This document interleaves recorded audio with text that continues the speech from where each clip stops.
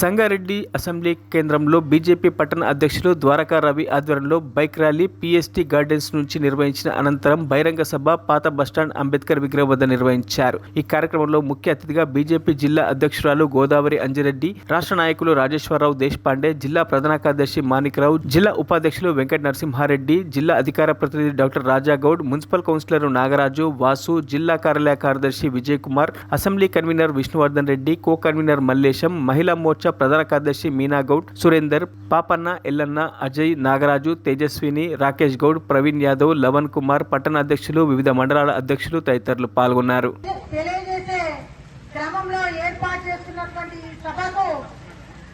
మరి ఇంత పెద్ద ఎత్తున మహిళలు, సోదరులు, సోదరీమణులు, భారతీయ జనతా పార్టీ అభిమానులు ఇంత పెద్ద వర్షంలో కూడా ఇక్కడికి వచ్చి మరి వర్షం పడుతున్నప్పటికీ అందరూ కూడా ఇక్కడే ఉన్నారు.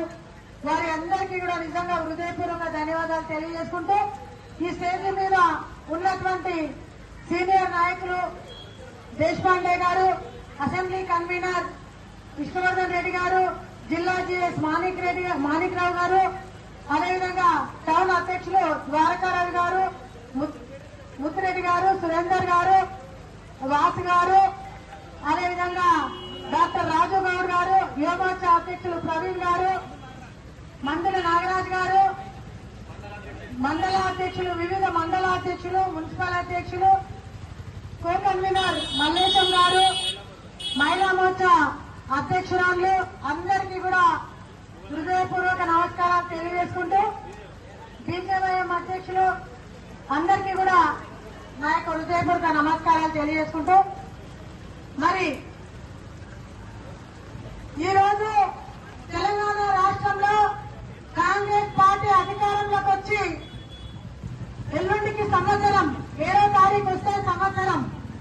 ఈ సంవత్సర కాలంలో వారు చేసింది ఏమీ లేదు. చేసిందల్లా ఒకటి తెలంగాణ రాష్ట్ర ప్రజలను, ముఖ్యంగా మహిళలను మోసం చేసిందని చెప్పి సందర్భంగా తెలియజేస్తా ఉంది. కానీ ఆ మోసాన్ని కప్పిపుచ్చుకోవడం కోసం మరి నిన్న మొన్నటి నుంచి కాంగ్రెస్ వాళ్ళు రైతు పండుగ అని చెప్పి వేదికలు పెట్టి పండుగలు చేసుకుంటున్నారు.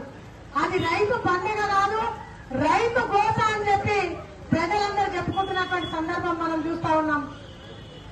ఈ రోజు మరిన్ని అప్డేట్స్ కోసం మా ఛానల్ ని సబ్స్క్రైబ్ చేయండి.